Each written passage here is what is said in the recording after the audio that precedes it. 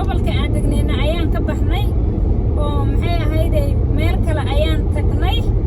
marka vloggaas yar oo aan duubayno highwayga intaan sii soconno kolay beero waaye gobolkan aan deganahay waxaa la yidhahdaa wetland yacni dhulka qoynaay ayaa la yidhahdaa waa dhul qoyan calaashaan biyihiisi ayaa tirada ka batay marka maadaama biyihiisi ay tirada ka bateen waa dhul iska green ah looda ay daaqayso oo dee maasha allah kama qasna dadkan kama qasnaan ku yiri marka annaga nabadda aanan haysanin ee dadkan waddankooda waa u fikireen nabad ayay ka dhigteen nolol wacan raaxo leh maasha allah maxaa ku darsan lahayd eedaba maasha allah wax laga sheekayn kara ma aha adduunku wax la arko la maqlay ma aha bal laba dumar oo keligood 2 saac iyo bar iska socda adduunka eedda inta lagu arkay meel waa al-shabaab meel waa tuug meel mid waa ay dhalay mid waa mid waa ilaahay kuma samadee dayday mid waa laaluush qaate mid waa qaribe mid waa naago kufsade mid waa wiilal gowrace mid waa gabdho yaryar mid la kufsaday mid waa gurigub mid waa qabsaday ka kac anaa iska leh waan taabtay xaniyaan ku dagaalamayaa hadda arrinta waad aragtay Soomaaliya ka socota bal rag waaweyn oo daartoodii iyo gurigoodii iyo xoolahoodii kaale iga jajabi eber baan ka bilaabayaa 91 baan u noqonayaa buska iyo siigada guriyaha waxaan ku leeyahay bisadaha ku hooyan jiray iyo eeyda iyo dameeraha ku hooyan jiray waanu joogno waan garanaynaa xamar waxay ahayd meel adduunka wanaagsan bay ahaan jirtay ilaahay nabad ha ku soo dabaalay laakiin bahallaha iska qabta eeyda iska qabta waa bahallo ragga jooga hadda jooga nibalin madax soo maray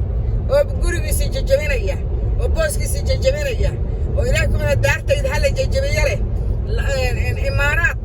u daba dhaqaya imaaraad oo annaga aan caawin jirno ilaahay iyo subxaana qaadir la og yahay waxay ahaan jireen haddana mascagalayda cuna gabar baa waxay deganeed Dubai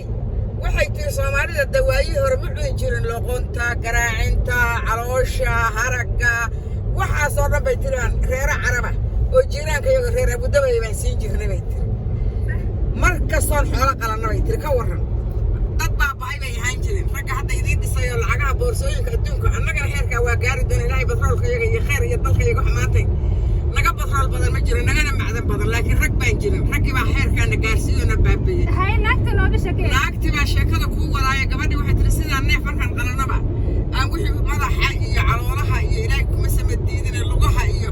waxaas baa sii jirnay bay tiri maalinta damaba saxan baa iigu daabay tiri adduun baa soo sameeyay bay igu tiri ku tahay albaabkiga markay ka sogaya ukhti ya xabiibti jiiraan baan ahay bay tiri waa farxay ku dabaalkiiba hadday ka qaaday waaba mascagalay baa ii jeefto ku mascagalay adduun yaa arkoo looga sheekeeyo meeshii baan garagaraata u dhacay bay tiri oo shaydaankaan iska qabsan oo irada warhaadhe habar jinni waa maxay hada waxa kan waa xayawaan jin anaga ma cunno muslim baana anaga muslim kamaan muslim baana anaga banahay waxa sheegaysanaa yaa waa maxay waaba hadiyada iyada ugu fiican oo aan la arago la maqal dadka marka mascagalay geel iyo ari u ahayd ayaa hadda ila maamulaya cawaandiyay dalkiina la baabaasho tallaahi ya carab marka rag baa tiin rag baa idinkaan isbaashay heerka isgaarsiiyay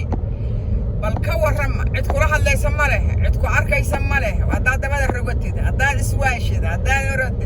haddaad waxay xataa si su'aal waxa loo leeyahay maama maxaa kugu dhacay kuwa yagana waa dardaraan habrahay dardaraan oo caruurtay dardaraan oo kaliya kala baxaan oo mid tiiba 9 ama 8 ayaa isaga ka kacaysa maanta hadda waxaan arkayaa naag bal ilmo dhashay oo 7 sano cunug jiray gabar jirtay iyo mid 5 jirtay ayaa daf intay tiri airport-ka intay geysay ka dhaqaaqday bal yaa dhalay xoolo boogiyaa ku leh caruurta reeraha qaato maxkamadda baan u jeeday maanta Puntland oo la soo saaray arrinta saa ku wada naagtana raadiya waxa weeye haqooma mayso xariga ku abaado caruurtaasna si fiican ha loo xanaaneeyo khayr Allah idin siiyo inta dhibaatada haysatana ka daba taga ha u deeyo ahsaan ha u gelina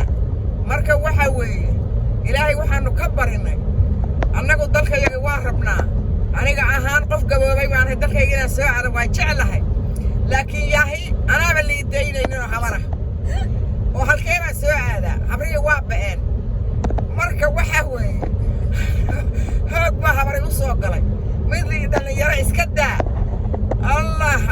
raggi masaanee ku dambaysay yaa darin cad inta dhigto heedha guriga daartiisa aan fadhiisan lahayo saa u dagiigi lahaa eeddo waysada ma kuu keenaa eedda shaahi waa kan eedda casar baa la gaaray eedda waa cishe eedda waa makhrib baan maqli jirnay waxaa la yidhi ka kac ha fadhiisan ha degin ha seexan ha harsan ahey habrihii baaba uguba daranba dhibka lagu hayo waad bacdeene waad ceebowdeen ninna magacaabi maayo magac hebel la meli laakiin way is og yihiin duulka baarlamaanka ku wada jiray oo madaxweyneyaal soo wada noqday oo wada dhuuhaynaya sidii dhurwaagii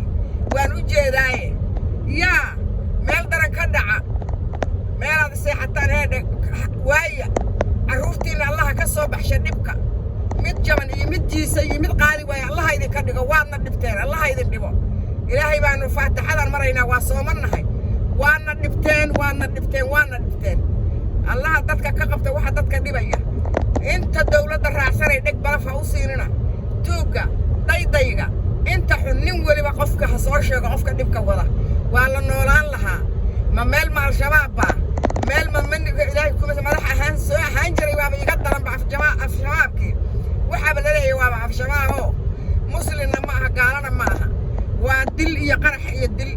waxaaba ka daran mid yidhi dalka nabadii ay ka dhicin oo al-shabaab waxay rayaga inayba qabsadaan hadhowdi maamulaan laakiin mid yidhi mana maamulaysid wax loo maamula ma aqaan hebela waxaan maxay ku dhaceen ma ogeyn waxay ku dhacday oo seen dalku ugu dhiibtaa seebaad madaxweynihii ugu noqota dulligaho iswada biirsaday oo qashinka qashaabiirka oo meel daran laga wada keenay baa tiiri na dhaafa allaha idin dulleeye السلام عليكم ورحمة الله وبركاته وأنا جدا دل شيء أنا جوجنا راح أنا جدا كوسعنا وأوجدان